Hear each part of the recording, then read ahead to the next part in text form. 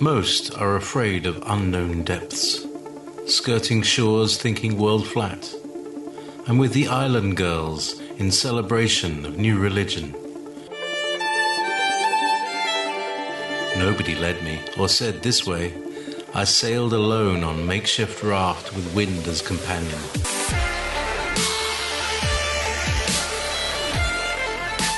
Fate for deliverance, confidence enough to assess new disposition. Seekers of lost paradise may seem fools to those who never sought the other worlds. Welcome to Momentary Zen with Zen Garcia. Visit www.fallenangels.tv. You're listening to Revolution Radio. And it was that whilst he prayed, he looked opposite to him, and behold, a sapphire stick was placed in the ground, which was planted in the midst of the garden. And he approached the stick, and he looked, and behold, the name of the Lord God of hosts was engraved thereon, written and developed upon the stick. And he read it, and he stretched forth his hand, and he plucked it like a forest tree from the thicket, and the stick was in his hand. And this is the stick with which all the works of our God were performed, after he had created heaven and earth, and all the host of them, seas, rivers, and all their fishes. And when God had driven Adam from the Garden of Eden, he took the stick in his hand, and went and tilled the ground from which he was taken. And the stick came down to Noah, and was given to Shem and his descendants, until it came into the hand of Abraham the Hebrew. And when Abraham had given all he had to his son Isaac, he also gave to him this stick. And when Jacob had fled to Paddan Aram, he took it into his hand, and when he returned to his father, he had not left it behind him. Also, when he went down to Egypt, he took it into his hand and gave it to Joseph, one portion above his brethren, for Jacob had taken it by force from his brother Esau. And after the death of Joseph, the nobles of Egypt came into the house of Joseph, and the stick came into the hand of Reuel the Midianite. And when he went out of Egypt, he took it in his hand and planted it in his garden. And all the mighty men of the Kenites tried to pluck it when they endeavored to get Zipporah his daughter, but they were unsuccessful. So that stick remained planted in the garden of Reuel until he came who had a right to it and took it. Welcome, friends. I'm your host, Zen Garcia. This is Momentary Zen here on Revolution Radio, and I am hoping that everything is working correctly and that you are able to hear me. Somebody in the chat room, if you would, give me a shout out and let me know that you are able to hear me and that you were able to hear what I had just read, because I've got a very interesting show lined up for you this evening, and it is about the rod of Adam, also referenced as the staff of Moses, the rod of Abraham. Thank you, Viking. I appreciate that, brother. And also, it's called the rod of miracles. And this has been part of the study that I've been doing, anyways. And those of you that are familiar with my work, you know that I've covered in great detail what are referenced in the scriptures as the garments of power, and that it was these particular the clothes that God had made for Adam and Eve initially when they were banished out of paradise. that these clothes gave Adam authority over the animals and Eve as well. But the story of Adam's garments are more popular and more familiarized with regard to the ancient commentary, and there's not, mention as to where Eve's particular garments went.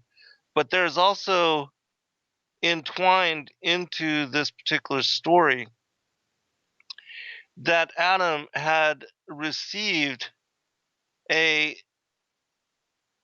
a branch from the tree of life. And this branch was what came to be known as the rod of miracles. It was had the name of the Most High God, the Tetragrammaton, emblazoned upon it, and it also had encoded onto the staff the six patriarchs and three mothers of the patriarchs, the prophets and the apostles, also emblazoned upon it, and also supposedly the 10 symbols for what were the 10 plagues of that occurred to Egypt during the time when Moses, who also received the staff and utilized it, and the story that I just read from was actually from chapter 77 of the book of Jasher. And it makes mention of in this particular story, it gives a history of the staff, which was a sapphire stick. And we know that in heaven, the throne of the Most High God is also said to be made of sapphire, and that the tree of life is also part of the throne of the Most High God, and it is from there that all the rivers of the world, the four rivers, as far as the heavenly rivers, which descend down from the throne room of the Most High God and from the seat of where Christ as the tree of life. And there is a real tree of life as well. It's said to blossom a different fruit every month of the year, and that it is golden, sort of radiant, burnished, uh, brightly pastel sunset, vermilion colored. And I can read some passages connected to that, but I'm not going to focus on that this evening, as I want to remain kind of on the story of the staff, because this is like, it's like when you look into and try to find the history of the Holy Grail or the cup used in the Last Supper or the spear of destiny. There's an ancient history which is connected to this particular item and its appearance all throughout what are the biblical accounts and the various narratives which show different patriarchs, different prophets utilizing it and its appearance being made over and over again, and that it was imbued with the authority of the Most High God, so that those that wielded it could call upon its transformative power to either bring judgment upon the nations or to create miracle by which to encourage the faith of those that were of the promised seed, the Israelites. And we see here, hello, Jeff. We see here in this particular story that it is made mention of having been handed down. And even to Ruel, who, for those that don't know, is Jethro, also spoken of as being Jethro, who was Moses' father-in-law. He was a Midianite, and even though he was initially an idol worshiper, and he was also one of the three main advisors for Pharaoh, and that when Balaam, who was another advisor for Pharaoh, and also Job, that, well, this is, I'll give you the background story of this as well, because the reason we see Job having to suffer a year of being sick and with pestilence and with boils and all of that before he was restored is because there was a time when there was leprosy in the house of Pharaoh. And this leprosy, well, it was basically because they were worshipers of idols and they did sacrifices unto these pagan gods and goddesses, which we know to be the fallen angels. And so they were struck with disease. And Balaam instructed Pharaoh to bathe in the blood of Hebrew children. And taking his advice, he found that it brought him comfort, but he was judged for it. And it seemed to, for whatever reason, to soothe his pain. And so every day he would slaughter a new a new child, a Hebrew child, and draining the blood, he would bathe in it and cover his wounds with it. And the story goes that Jethro, not wanting to be a part of that kind or to be counsel to that kind of advice given by Balaam, he he left and he fled. He fled from Egypt and went to Midian. And this is the staff that he took with him. And he planted it there in his garden. And all those that wanted to be suitors unto his daughter Zipporah, they would have to try to pull forth the staff from his garden. And all failed except for Mosheh. Now, I need to give you a little bit more background story with regard to even how this is connected to the story of Moshe and his birth and his being spared from the river Nile, that the Hebrew children, whenever they were born male, that there were midwives appointed to bring forth the Hebrew children, and whenever they were male, they were to be tossed into the river Nile and drowned.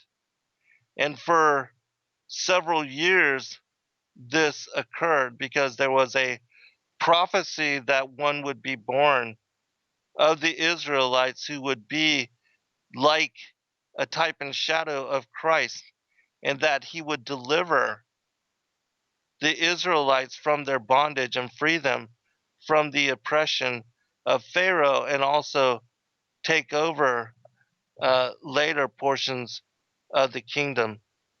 That just as the story of Abraham, when he was born and the comet was seen in the sky, and Nimrod had, basically wanted to slaughter the children and did, um, in order to prevent Abraham's birth, yet Abraham was spared. And the same thing was a type and a shadow for the coming of Moshe, as well as it was for the coming of Yahushua as the true Savior Messiah.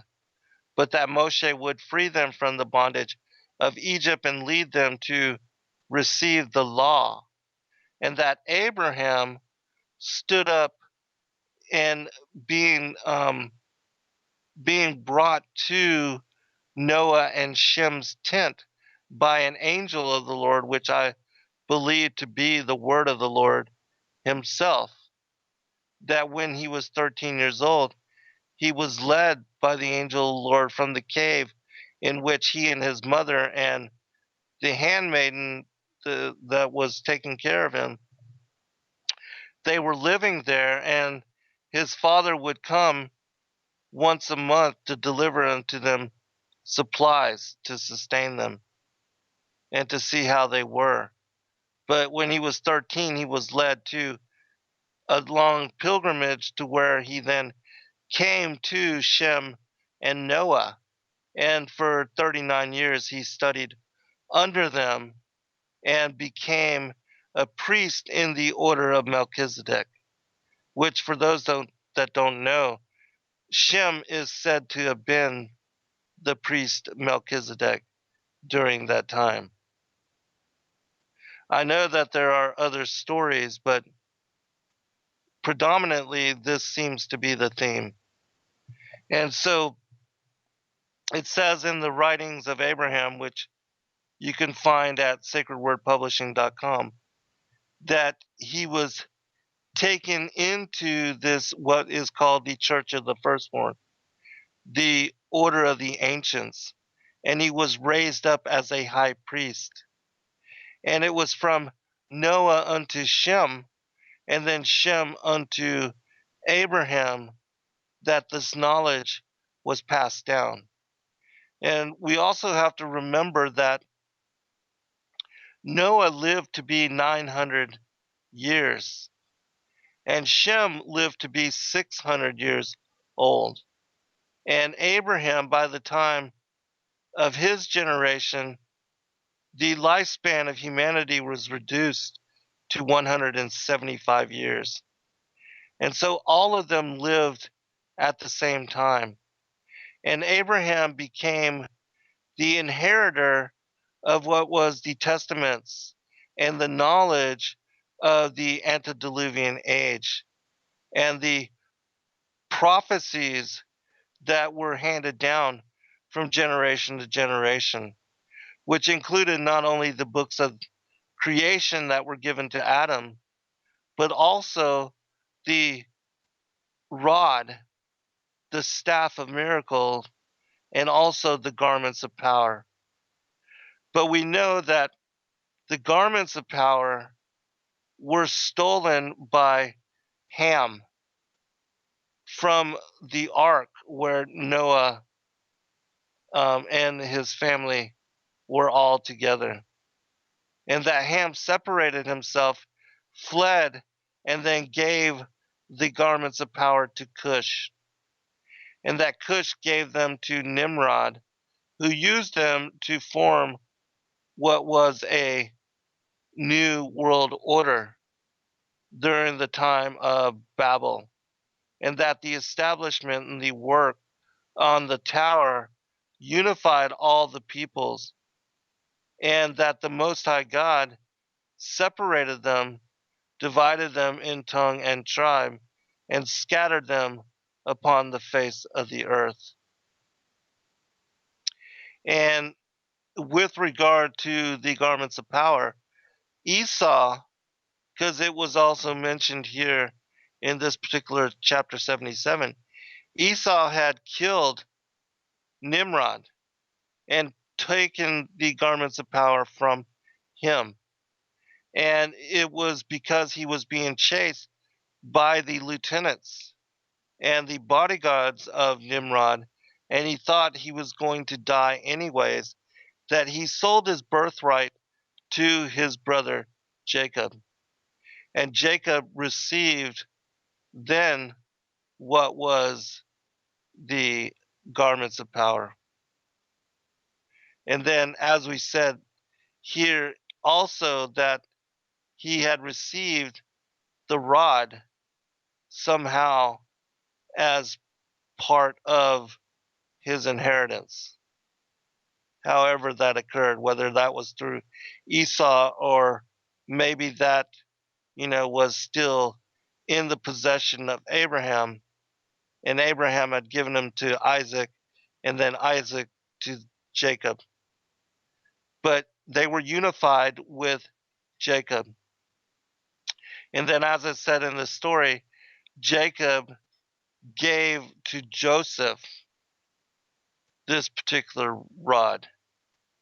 And it is also speculated that the coat of many colors was linked to what are the garments of power, as being mentioned in the previous stories and the biblical narrative of these two really fascinating pieces of attire from what were Adam and Eve's first estate and their place of residence before being banished here to the earth. And I had also told you of the story of the presents that were brought before the that the seed of Seth, that the order of the Magi, the children of Seth, given the prophecy that by Adam that the Lord, the King, the Word of the Lord, the only begotten Son, would incarnate into the flesh at a certain time, a certain period, and a certain year, that they established this order to be vigilant in watching for and seeking the sign of his coming. And these three items that also were given to Adam and Eve, the gold, which was to give them light at night, the gold, the frankincense, and the myrrh, that these particular items, Christ told Adam as well, that when I am born and I incarnate into the mortality of this world and I take on flesh embodiment, that I will lead the Magi and they will bring me these three items that I am giving to you. And they will present them before me on the day of my entrance into this world. And that prophecy too was fulfilled. And if you want to know more about that particular side of the story, you can read from what is called the Revelation of the Magi. It's a new book that was only recently released within the past 3 or 4 years. And it's based upon a 2nd century BC Assyriac text, which describes what I'm telling you here. And you can find a great deal of this information also in what is called the Assatir, the Samaritan secret book of Moses, which you can find a PDF copy of it, but we have republished it in 14-point font and made it available with all of the many incredible footnotes and the introduction, which is very long and elaborate. But you can find that also at sacredwordpublishing.com. But it includes many, many footnotes and links to the story of what I'm telling you here and what I'm presenting to you. But later in this show, I'm certain I'm not going to be able to read everything that I have set up and set aside to tell you the incredible story of and to bring forth the source quotations so you can hear them for yourself. But I'll share what I can and then I'll do a follow up. But continuing with the story, um, and so when it gets to Jacob and he was passed down to Joseph, we know that Joseph had died in Egypt and his effects were stolen by not the king that was alive during his time, but the son of that particular Pharaoh. And it was during his lifetime and the following pharaohs that the Israelites became to be oppressed by the Egyptian people, and that they had forgotten all of the benefit and all of the blessings that Joseph had poured upon them as a nation, unified under his command and his authority that was given to him by Pharaoh. And so this particular staff, um, it it wasn't utilized. They had no idea as to what it was, and so that's when it came into the hands of Ruel. And Ruel then took it and put it into his garden, placed it and planted it into his garden. And so when Moshe came there and wanted to take Zipporah, and it's interesting, the other thing that I need to make mention of quickly is that the story of Moshe and Zipporah is similar to the story of Jacob and Rebekah, and that it's a really beautiful story. Um, actually, I'm sorry, Isaac and Rebekah, and then also of Jacob and Rachel, and that they were both um, that the well had failed, and it might have even no, I don't think it was from the same well because this is in the land of Midian, but um, that the daughters of Jethro, because he was not well favored by the people of the land because of his abandonment to not serve their idols anymore. They made it very difficult.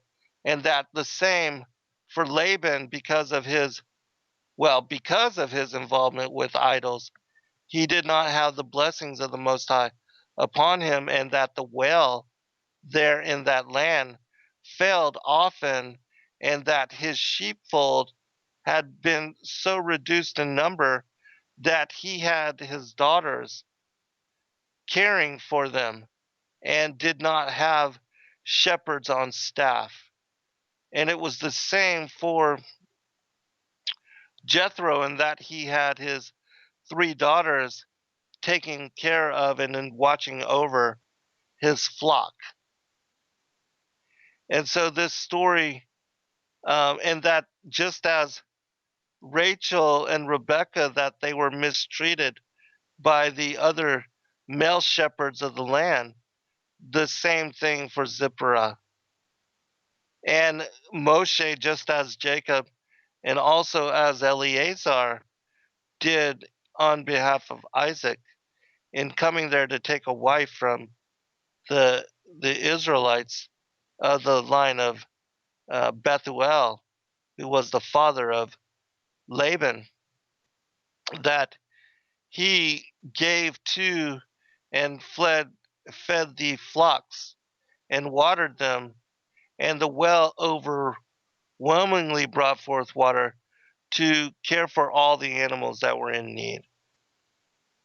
And so that's when Jethro, when he took Moshe as um, guest into his house, he initially imprisoned him because he recognized him as being what was called forth in the prophecy as the Savior, that he would be the one that would free the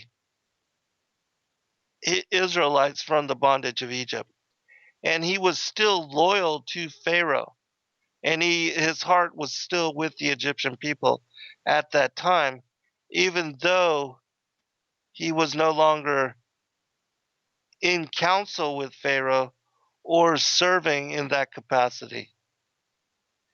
But yet his allegiance and his heart was still with Egypt.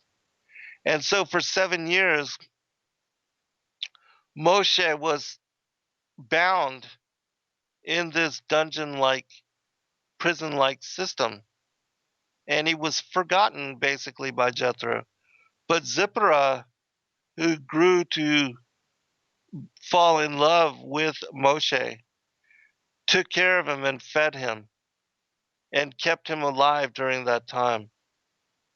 And so it was 7 years later that she asked her father to look in upon him, and that if he was still alive, certainly he deserved to be freed. And in doing so, that's when he discovered, Jethro discovered Moshe was still alive, and he realized that he would be the one that would free the Israelites. But now it was time to allow him to fulfill his role, to fulfill his mission. And just to test him that he would be the one, um, that he would bring forth the staff. And in fact, he did.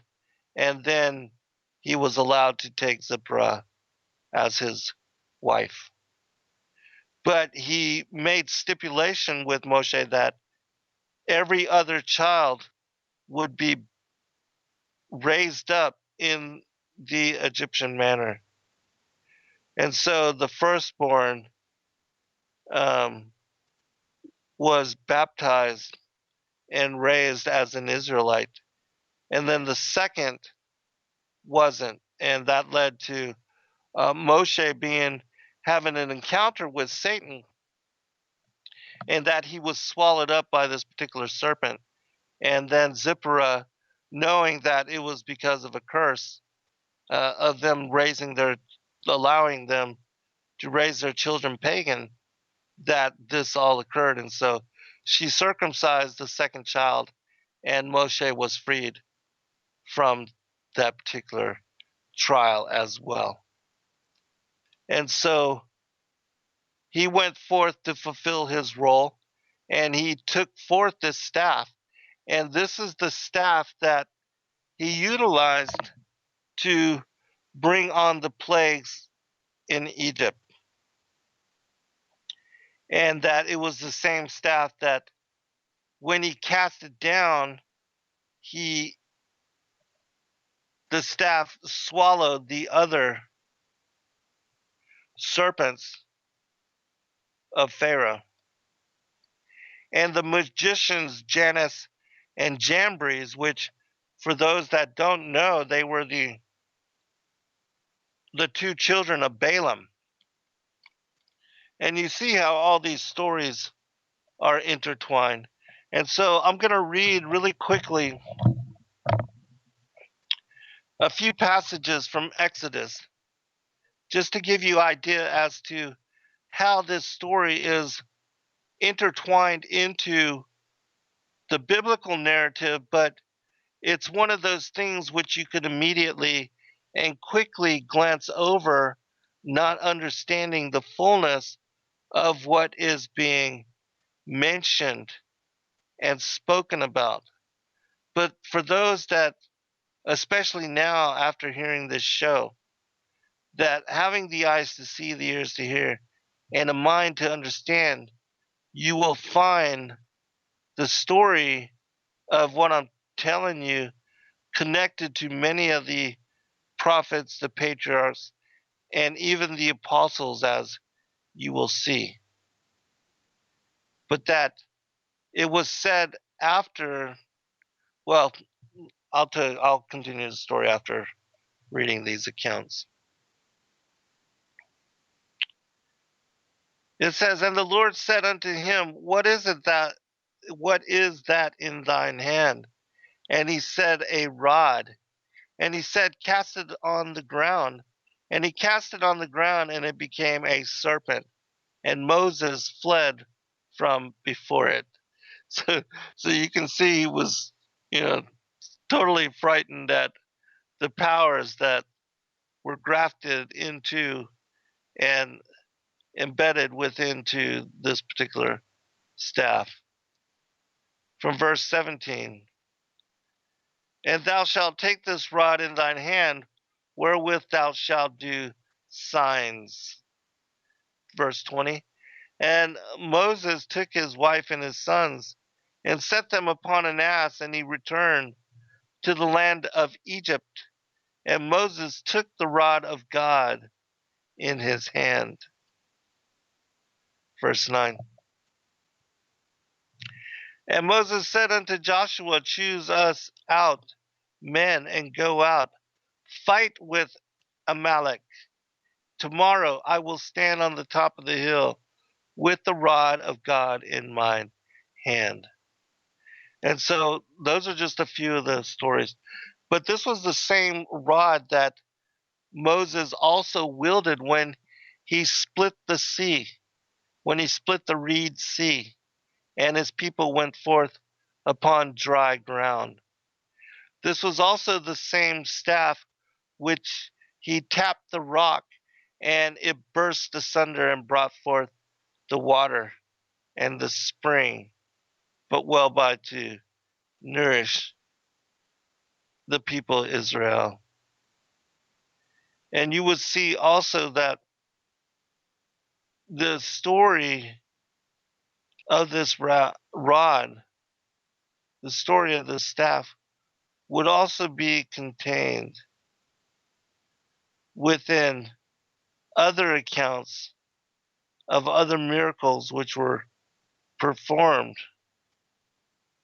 by Moses, and that it was then passed onward, given unto, well, it said that it was then placed into the Ark of the Covenant, but it is also supposedly to have been the staff by which um, David had brought down or carried with him against Goliath. And we know that, of course, it was a slingshot that stunned him, and that bringing him down, his head was cut off by his own sword, which David used when he ran up to him and pulled forward his sword from its own sheath. And so, the intriguing thing to consider now is what occurred to the staff after the time of Moses, because it seems to have disappeared. However, there is one story which makes mention of it in the New Testament times. And it is the story of Peter and Andrew when they journey forth and they come to a place called the city of man-eaters. In that there was a particular where they were told by the Most High God to go into this town where the people by force abducted all of the travelers that came through, and that they would cannibalize, they would butcher and cannibalize these people. And in horrific manner, they would, keep them as cattle and fatten them up and then bring them forth to slaughter. And God was going to bring judgment upon this city, just as he did against Sodom and Gomorrah. And those of you that, are familiar with, for instance, our Targum studies or with the work that I've done, you know that I've read from in the writings of Abraham the story of Sodom and Gomorrah is that they also would abduct the travelers that came through their town, and they would dispossess them of all their goods.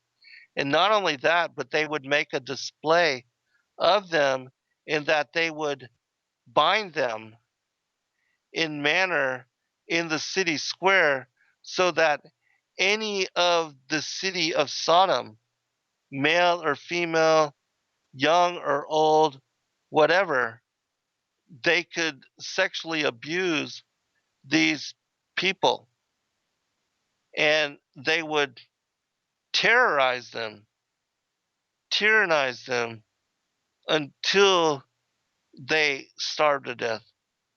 It was illegal, and it was a law that had been set up to where the people were unallowed to give sustenance or to share it with those that were passing through the town. And this is why Lot, when he did what he did in inviting the angels to join him, not only for meal, but to lodge them at night and to show them hospitality, that this was contrary to the law that had been established in Sodom, and that he was breaking the law for having offered them generosity. And in doing this, his wife, who was connected to the council of leaders there in Sodom, she reported Lot. She went and told them that the angels, all they thought they were beautiful people, but told them that they were at her house.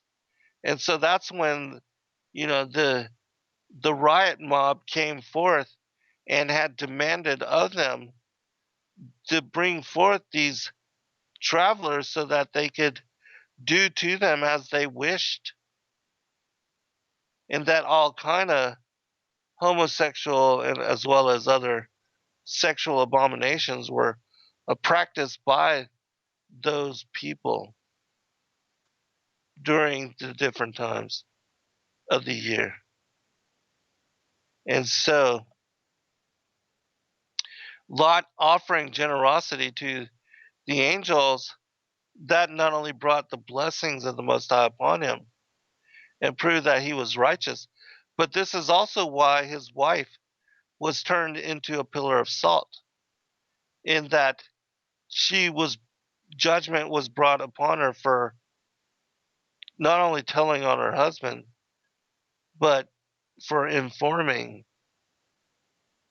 the leadership there of, the coming of those angels to them by night. And so these stories were also practiced in other towns. It makes mention of 4 other major cities there in the valley of Shinar, on the plains of Shinar, that performed the same kind of and had instilled the same kind of practices.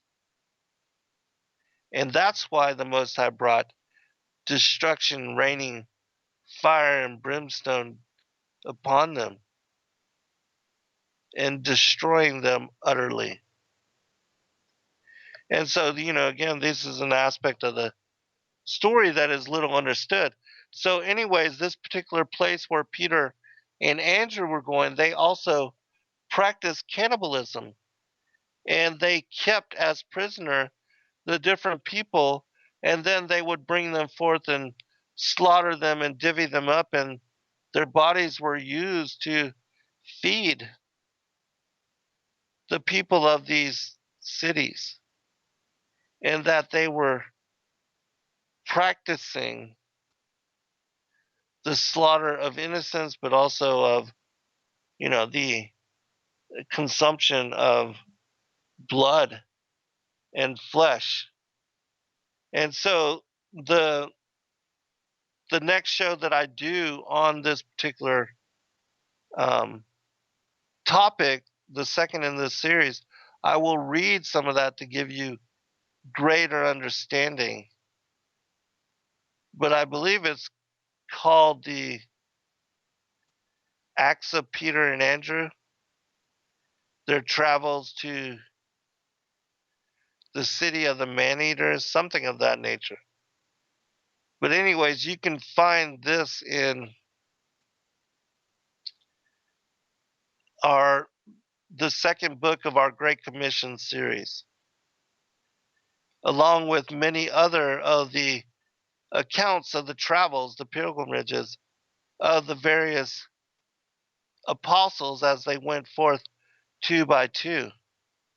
But, anyways, in this particular story, Andrew and Peter are told to carry with them this particular staff that we're speaking about, the rod of miracles, and that God gives it to them, and that they are supposed to plant it, and that when they do plant it as a tree near this particular church, this particular um, that it becomes a fountain, and it purifies the water, and it also heals the people, that a lot of them are psychotic from they're given drugs too. That's another thing, that the people of this particular town,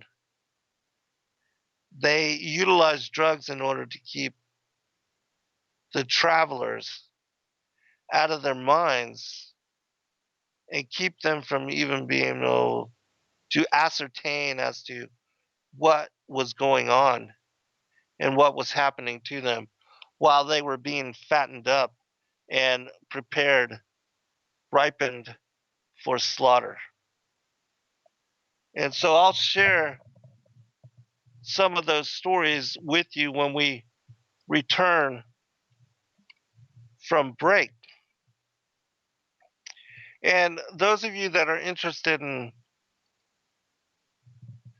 knowing more of this particular topic, you can look it up and find it under um, the story in the Jewish Encyclopedia, Aaron's rod, or the rod of Moses, that you can also find in the Wikipedia, the same thing, the story of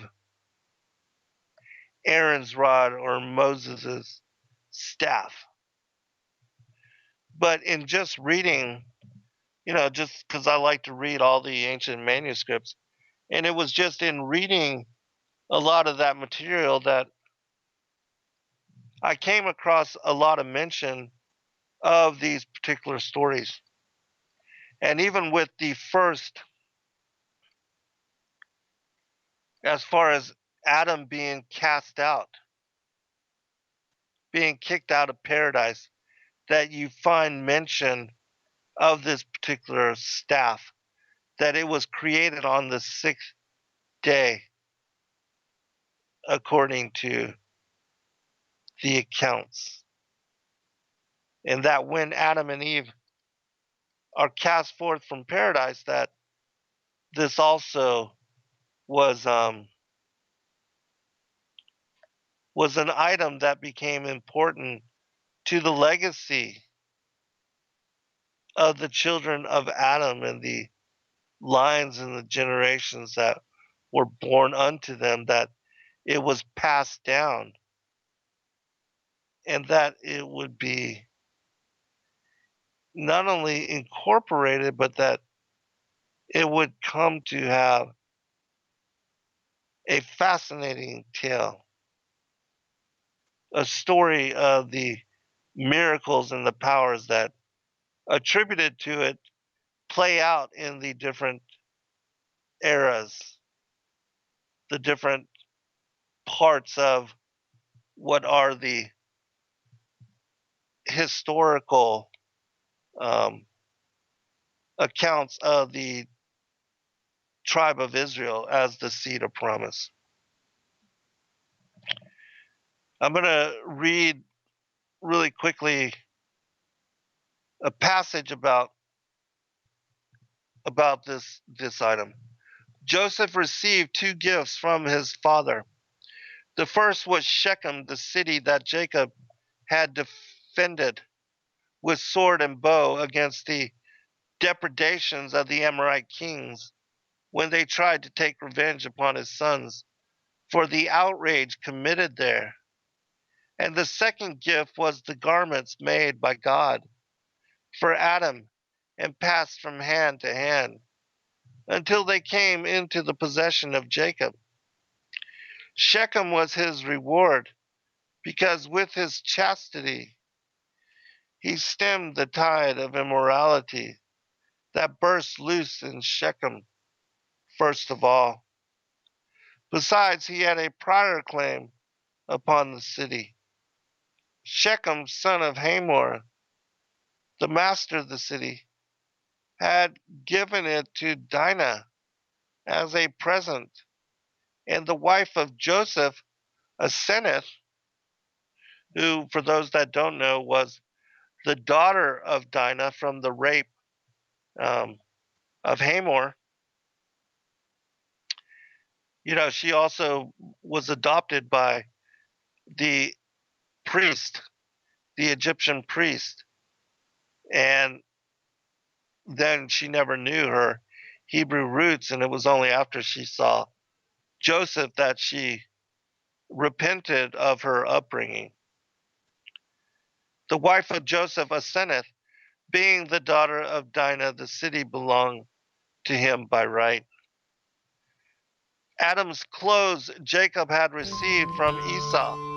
He had not taken them from his brother by force, but God had caused them to be given to him as a reward for his good deeds. They had belonged to Nimrod. Once, when the mighty hunter caught Esau in his preserves and forbade him to go on the chase, they agreed to determine by combat what their privileges were.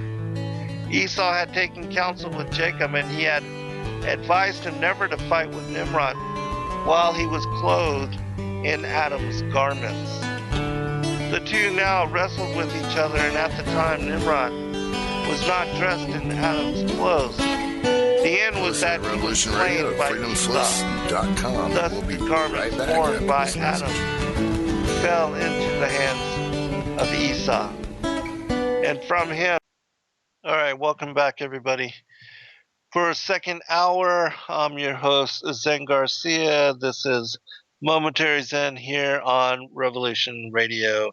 And this evening, I'm covering the esoteric topic with regard to Adam's garments, his what were called the vestures of honor, and also of his staff of power.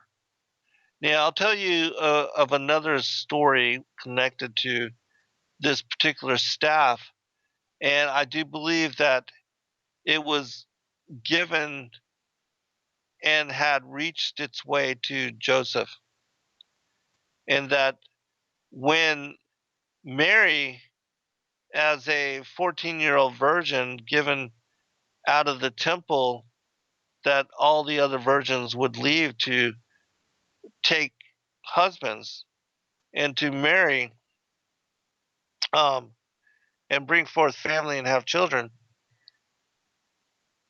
Mary had basically committed and dedicated herself to the kingdom and to God, and had made a vow never to know a man.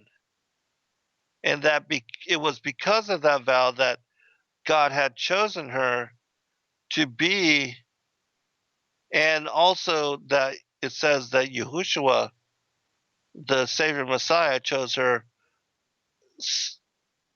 particularly to be his mother, and that he chose to incarnate of her, and that to come forth from her, and that she was then, even after, she was a perpetual virgin, which is why even in her old age she was called the Virgin Mother, or the Virgin Mary, or or just simply the Virgin. And we see that, I know a lot of people that don't understand the deeper aspects of the extra biblical material. They're not familiar with this side of the story, and so believe that Mary had taken, and that was also intimate with Joseph. When you really know the stories, and a lot of the Bible stories, like AD or whatever, all these different miniseries, they show Joseph as basically being the same age as her, which is completely untrue. In studying the other material, you find that Joseph was an elderly widowed man, and that he had children already, 6 children from a previous marriage, and that his youngest children were already older than Christ, but were close in age to him. Um, and that when Joseph became the caretaker, the guardian of Mary, she became the stepmother to these children. And they were, the stepbrothers and stepsisters of Yahushua Christ. And so, anyways, there's a story in Isaiah, I believe it's chapter 9, somewhere thereabouts, which speaks about how there would be a stem from Jesse. Let me look it up so I can tell you exactly. But this was a prophecy that would be fulfilled. And this was also a prophecy that for Aaron, when his children would become the Levite priesthood, that this particular sign also came forth, um, in similar manner as that came forth here. It says in the King James, "And there shall come forth a rod out of the stem of Jesse, and a branch shall grow out of his roots." And so not only this a prophecy of the coming of the Messiah, and that Yeshua would be, um, of this particular line, and that he would be of the royal priesthood and of the children even of David, who Jesse was David's father, um, and that he would be the Savior Messiah, but that this was also an actual prophecy that was fulfilled, in that nobody wanted to take Mary as, to be her caretaker, her guardian. So the priest went into the Holy of Holies and prayed to the Most High God. And he said to have all of the patriarchs to bring forth their rods, and that there would be a sign, and a supernatural and a miraculous sign, in that a rose would sprout forth from this particular staff, and then a dove would land upon it. And the person that this sign happened to from his staff, he would be the one that would become the caretaker of Mary. And so this is exactly what happened when Joseph brought forth his staff. Um, the rose sprouted from its tip, and the Most High caused a dove to then descend upon it, and that this was an indicator of the blessings of the Holy Spirit, and also of the Father, which always seems to be connected to any prophetic utterance or occurrence, or something that happens that shows in supernatural manner that, again, that Christ was fulfilling in prophecy those things that were shared and written down by Isaiah. And so this thing did happen. And then it was also, as I told you later, after the time of Moses, when he split and created and appointed the different elders and different roles for the different tribes, that Aaron, whose staff stood for the children of Levi, that his his his rod was said to have bloomed almonds, that full blown almonds were found upon it overnight. Again, and so this particular kind of prophetic occurrence happened those two times, connected to this particular staff, this rod. Now, there's some speculation as to the staff of Moses and the rod of Aaron as being different items. Whether this is true or not, again, we don't know. All we can do is try to connect the dots of the different books that speak about and bring up in individual circumstances the connection of this particular item. All right, and so let me I'm going to start reading some passages to give you an idea as to what I'm relating and what I'm talking about, and that this will give you greater insight into this particular story. This is from the book of Asatir, the secret book of Moses. It says, "And Israel sighed, and their groaning went up, and there arose a Pharaoh from Kittim, whose name was Etert. And Moses kept the flock of Jethro, and he came to Mount Horeb. On the 15th day of the third month, on the fourth, God fulfilled the covenant which he had made with the meritorious ones. The rod of Adam and his clothes were given to Mosheh on that day. And this is the word which is said, and this is a sign to thee. On the fourth Wednesday he showed himself to Moses," meaning God. "On the first Sunday he went down to Egypt, and God said to Aaron, Go and meet thy brother." Remember, that was also a supernatural occurrence, in that Moses was told to go meet Aaron, and Aaron was at the same time told to go meet him, and that they would meet each other, and that would be a supernatural sign that both of them had been selected by God to, in this case, to bring forth from bondage the Israelites.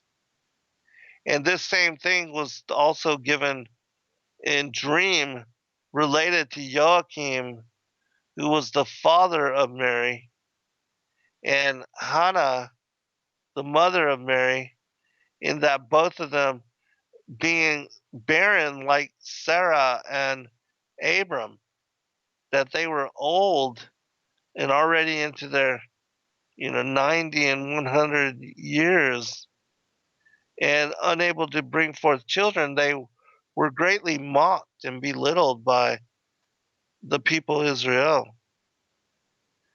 But having faith and also committing to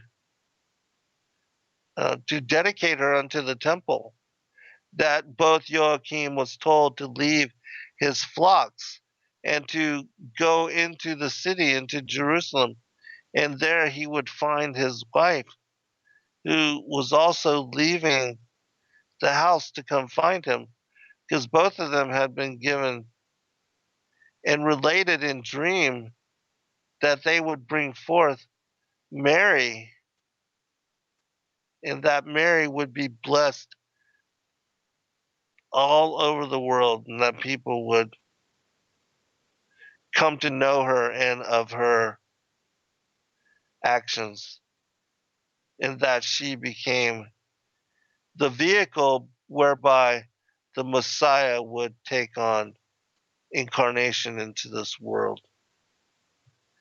And so, lots of parallels that we see all throughout the scriptures. In one of the footnotes, it says in the Assater, it is not stated here who gave Moses the rod of Adam and the clothes. According to Jewish traditions, the rod was in the house of Pharaoh left by Joseph, taken by Jethro, planted in his garden where Moses found it. See above literature on rod of Moses. As for the clothes, Adam gave them to Enoch, Noah, and then they came to Ham, and from him to Nimrod. Thus far in the Perk de Rabbi Eleazar, and also the Zohar, Esau killed Nimrod and took the clothes. And in the Genesis Rabbah in chapter 68, and similarly in the Yasher, the book of Yasher, chapter 7, and also in the book of the Bee, you have all these stories related. Okay. Continuing. This is the story of Moses marrying Zipporah. And this is from the Legends of the Jews. One of the 7 maidens whom Moses saw at the well attracted his notice in particular on account of her modest demeanor, and he made her a proposal of marriage, but Zipporah repulsed him, saying, my father has a tree in his garden with which he tests every man that expresses his desire to marry one of his daughters, and as soon as the suitor touches the tree, he is devoured by it. Moses, whence has he the tree? Zipporah, it is the rod that the Holy One, blessed be he, created in the twilight of the first Sabbath eve, and gave to Adam. He transmitted it to Enoch. From him it descended to Noah, and then to Shem, and Abraham, and Isaac, and finally to Jacob, who brought it with him to Egypt, and gave it to his son Joseph. When Joseph died, the Egyptians pillaged his house, and the rod which was in their booty they brought to Pharaoh's palace. At that time, my father was one of the most prominent of the king's sacred scribes, and as such he had the opportunity of seeing the rod. He felt a great desire to possess it, and he stole it and took it to his house. On this rod the ineffable name is graven, and also the 10 plagues that God will cause to visit the Egyptians in a future day. For many years it lay in my father's house, and one day he was walking in his garden carrying it, and he stuck it in the ground, and when he attempted to draw it out again, he found that it had sprouted and was putting forth blossoms. That is the rod with which he tries any that desire to marry his daughters. He insists that our suitors shall attempt to pull it out of the ground, but as soon as they touch it, it devours them. Jethro was not a little amazed to see his daughters return so soon from the watering trough. As a rule, the chicanery that they had to suffer from the shepherds detained them until late. No sooner had he heard their report about the wonder-working Egyptian than he exclaimed, mayhap he is one of the descendants of Abraham, from whom issueth blessing for the whole world. He rebuked his daughters for not having invited the stranger that had done them so valuable a service to come into their house, and he ordered them to fetch him in the hope that he would take one of his daughters to wife. Moses had been standing without all this time, and had allowed Jethro's daughters to describe him as an Egyptian, without protesting and asserting his Hebrew birth. For this God punished him by causing him to die outside of the promised land. Joseph, who had proclaimed in public that he was a Hebrew, found his last resting place in the land of the Hebrews, And Moses, who had apparently had no objection to being considered an Egyptian, had to live and die outside of that land. Zipporah hastened forth to execute her father's wishes, and no sooner had she ushered him in than Moses requested her hand in marriage. Jethro replied, "If thou canst bring me the rod in my garden, I will give her to thee." Moses went out, found the sapphire rod that God had bestowed upon Adam when he was driven forth from paradise, that rod that had reached Jethro after manifold vicissitudes, and which he had planted in the garden. Mosheh uprooted it and carried it to Jethro, who conceived the idea at once that he was the prophet in Israel concerning whom all the wise men of Egypt had foretold that he would destroy their land and its inhabitants. And as soon as this thought struck him, he seized Moses and threw him into a pit in the expectation that he would meet with death there. And indeed, he would have perished if Zipporah had not devised a stratagem to save his life. She said to her father, "Would it were thy will to hearken unto my counsel! Thou hast no wife, but only 7 daughters. Dost thou desire my 6 sisters to preside over thy household? Then shall I go abroad with the sheep? If not, let my sisters tend the flocks, and I shall take care of the house." Her father said, "Thou hast spoken well. Thy 6 sisters shall go forth with the sheep, and thou shalt abide in the house and take care of it, and all that belongeth to me therein." Now Zipporah could provide Moses with all sorts of dainties as he lay in the pit, and she did it for the space of 7 years. At the expiration of this period, she said to her father, "I recollect that once upon a time thou didst cast into yonder pit a man that had fetched thy rod from the garden for thee, and thou didst commit a great trespass thereby. If it seemeth well to thee, uncover the pit and look into it. If the man is dead, throw his corpse away, lest it fill the house with stench. But should he be alive, then thou oughtest to be convinced that he is one of those who are wholly pious, else he would have died of hunger." The reply of Jethro was,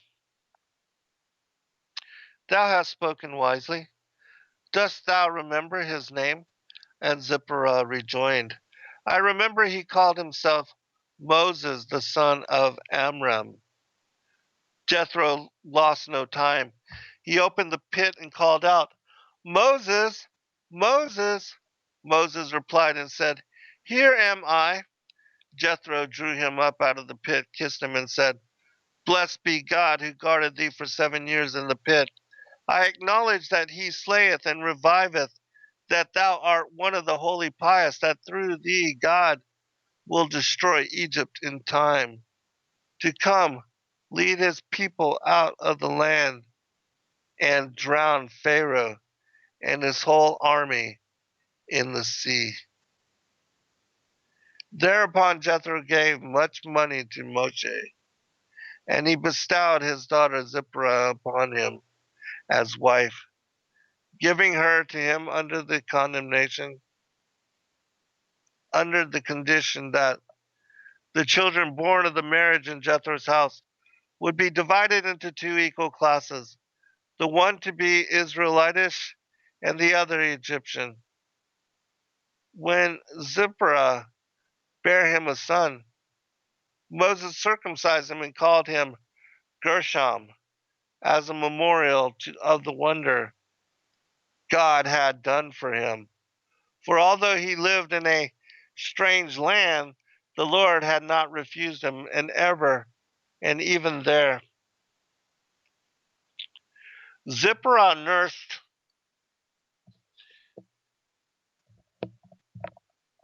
her first child for 2 years, and in the third year she bore a second son. Remembering his compact with Jethro, Moses realized that his father-in-law would not permit him to circumcise this one too, and he determined to return to Egypt that he might have the opportunity of bringing up his second son as an Israelite.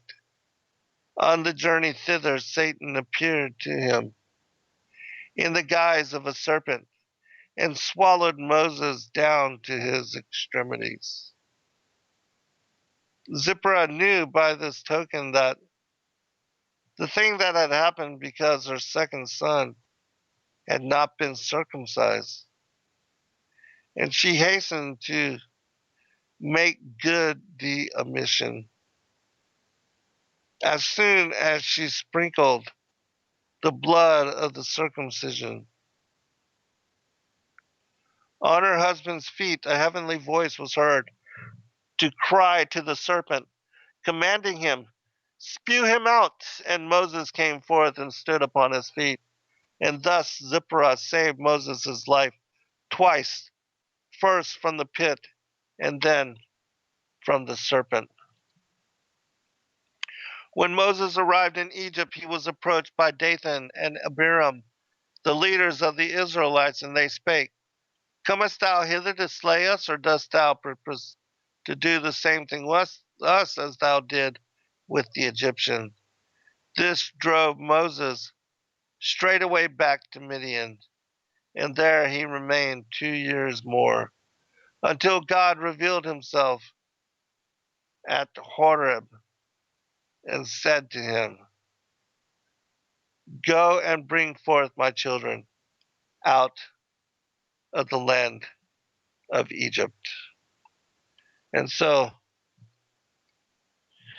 you can see that's the fullness of the story with regard to how Moshe came in possession of this particular rod. And I'll also show you that some of the miracles that are connected, that even the dividing of the sea, the tapping of the water, that these kinds of things were done in the accounts and the commentaries and the legends of the Jews and other biblical commentary. You'll find, the same kind of story referenced as, even though it may not, it's just maybe talking about uh, the rod or God's rod. It's all connecting the same story, the same item of interest here that we're examining.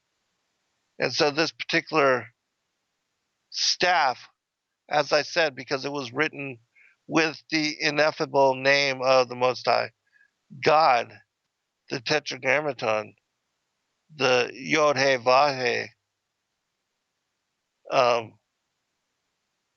that they were able to, in this case, Moses was able to split the sea. And also during the war with Amalek, um, a lot of people don't realize that the story of Joshua's elongation of the day, that it was first, it was a repeat, and it first occurred during the time that the Israelites were fighting against Amalek, and that when Moshe had to hold up his arms, whenever he began to drop them because he was tired or weak, that the giants would gain the upper hand against Israel. But that previous to that, um, if he raised his arms and kept them up high, that they would dominate and they would win the tide of battle and they would be invigorated. And Moses got so tired of doing this that finally Aaron and I think his name is Nabedinad. Um, they took up positions to where they could help him keep his arms raised until they were finally able to hold such position and then gain Israel the victory. But it says in the story um, that that was the first time that the night had been elongated for Israel. And so I'll read this particular story as well. And I'll just share what I can and, what we have remaining of time. And at some point, the next, as far as the next in the series on this, I'll share with you the mentions of Adam and the books of creation that he was given, and how he passed these things along with the garments and the rod on to Enoch, and then Noah, Shem, Abraham, Isaac, Jacob, the leaders of the 12 tribes, Judah. That this staff was even said to be the staff that Judah had given unto Tamar, and that Phineas, the twins, I think it's Phineas, can't remember exactly, but the two twins that were born unto him, that she was able to verify, him as the leader of the tribe of Judah. And so, anyways, we'll get to some of that as well. God spake to Moses, saying, Why dost thou stand here praying? My children's prayer has anticipated thine. For thee there is naught to do but lift up thy rod, and stretch out thine hand over the sea, and divide it. Moses replied, Thou commandest me to divide the sea, and lay bare the dry ground in the midst of it, and yet thou didst thyself make it a perpetual decree, that the sand shall be placed for the bound of the sea. And again God spake to Moses, Thou hast not read the beginning of the Torah. Yea, I did speak, let the waters under the heaven be gathered together into one place, and let the dry land appear. And at that time I made the condition that the waters shall divide before Israel. Take the rod that I gave unto thee, and go up to the sea upon mine errand, and speak thus, I am the messenger, sent by the Creator of the world. Uncover thy paths, O sea, for my children, that they may go through the midst of thee on dry ground. Moses spoke to the sea as God had bidden him, but it replied, I will not do according to thy word. For thou art only a man born of a woman, and beside, I am 3 days older than thou, O man, for I was brought forth on the third day of creation, and thou on the sixth.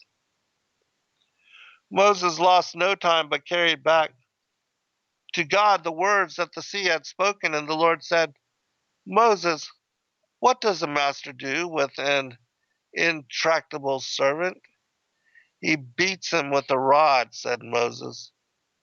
Do thus, ordered God, lift up thy rod and stretch out thy hand over the sea and divide it. Thereupon Moses raised up his rod the rod that had been created at the very beginning of the world, on which were graven in plain letters the great and exalted name, the names of the 10 plagues inflicted upon the Egyptians, and the names of the 3 fathers and the 6 mothers, and the 12 tribes of Jacob. This rod he lifted up and stretched it out over the sea. The sea, however, continued in its perverseness, and Moses entreated God to give his command direct to it. But God refused, saying, were I to command the sea to divide, it would never again return to its former state. Therefore, do thou convey my order to it, that it be not drained by for dry forever. But I will let a semblance of my strength accompany thee, and that will compel its obedience. When the sea saw the strength of God at the right hand of Moses, it spoke to the earth, saying, make hollow places for me, that I may hide myself therein before the Lord of all the created things. Blessed be he. Noticing the terror of the sea, Moses said to it, for a whole day I spoke to thee at the bidding of the Holy One, who desired thee to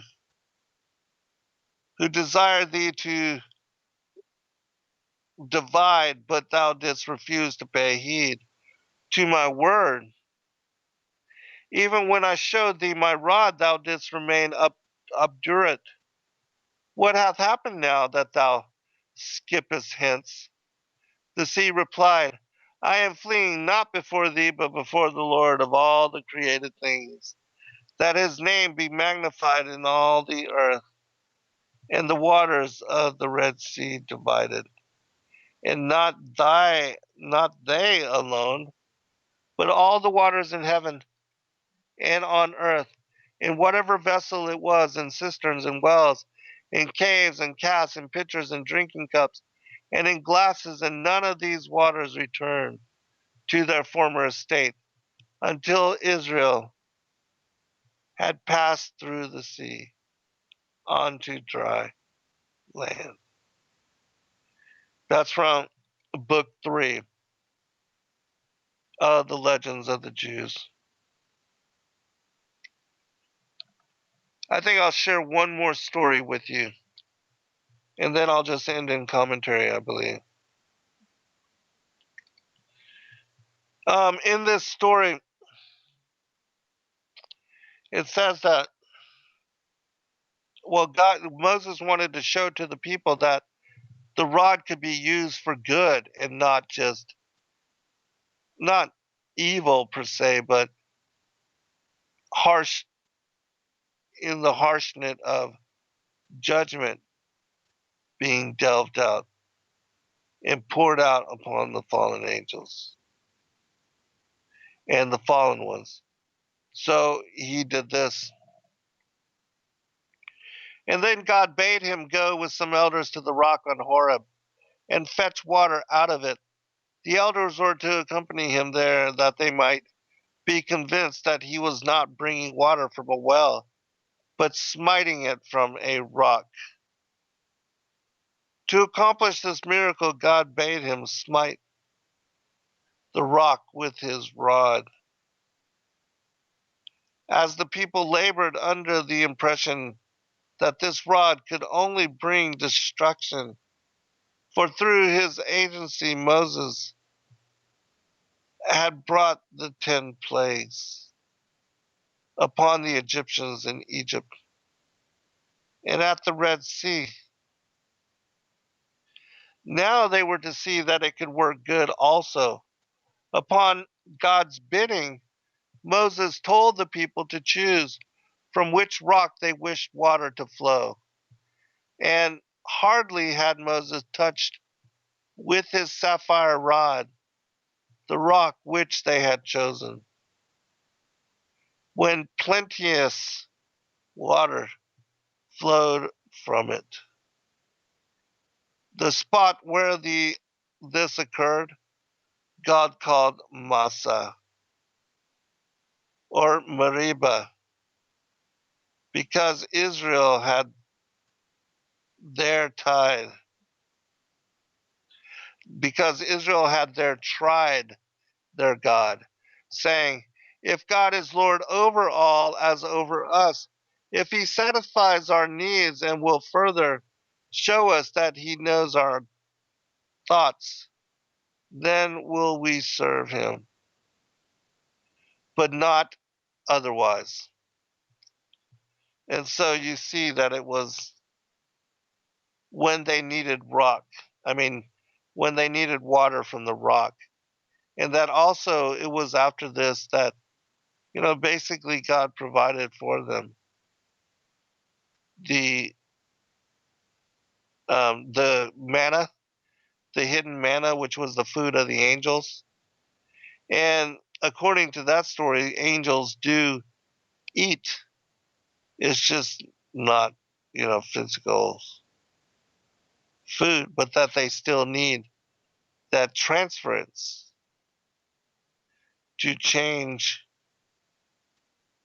for instance, the flesh and the fruit of an apple into what would become uh, fuel, and the glucose and the sugar and the breakdown, the fiber, those kind of things, which all of our bodies, being an organism, an animal, being in animal nature, our bodies transport and transform what is the fuel of the fruit and the vegetables and even um, the animal flesh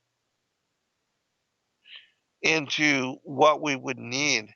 And converting it, we expel it from our bodies and then give that to the earth, and that also fuels fuels the earth and creates what worms and flies and creatures and things of that nature would need to survive for themselves. And so the cycle is, if you really think about it, death gives life, life rebirth, rebirth movement, movement change, and then change brings forth further growth and evolution, or getting older.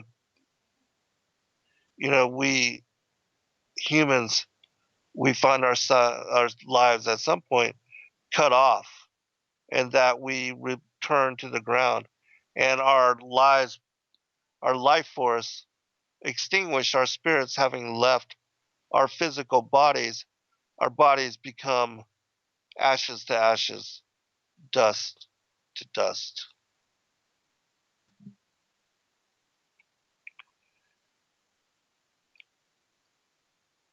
I'll finish this story. There's just another paragraph here. The water that flowed for them on this spot served not only as a relief for their present need, but on this occasion there was revealed to them a well of water, which did not abandon them in all their 40 years of wandering, but accompanied them on all their marches.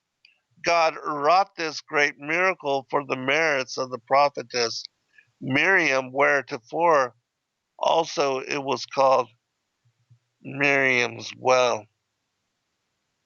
But his well dates back to the beginning of the world, for God created it on the second day of the creation, and at one time it was in the possession of Abraham.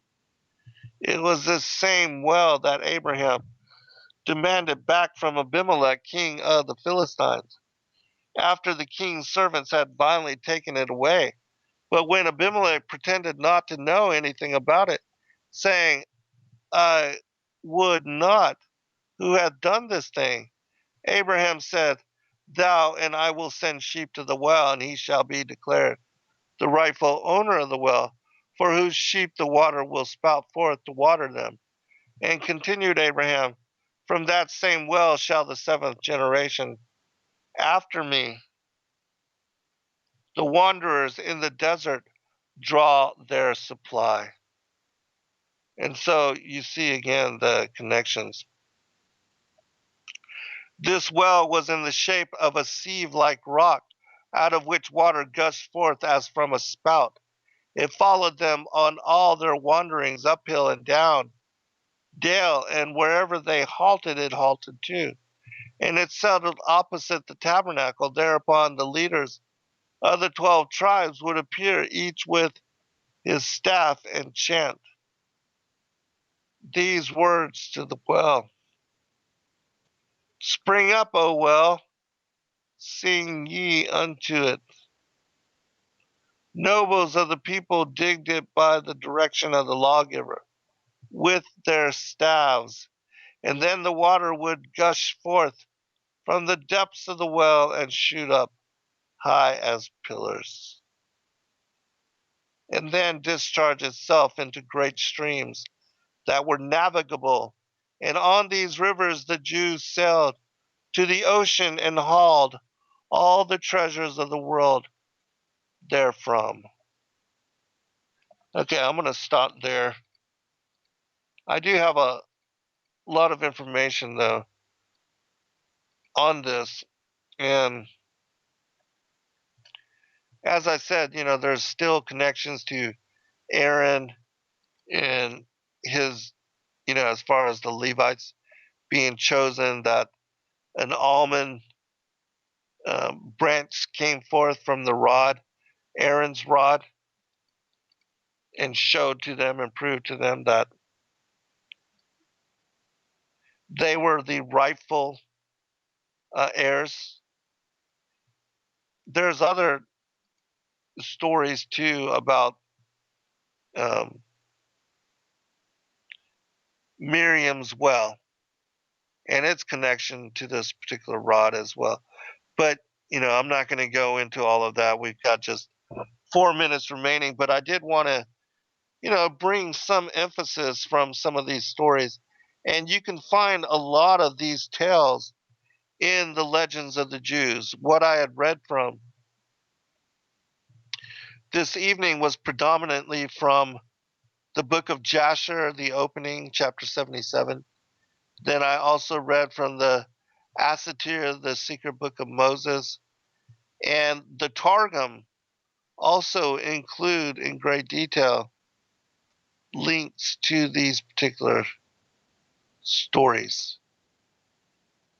And again, the legends of the Jews, books 1, 2, and 3.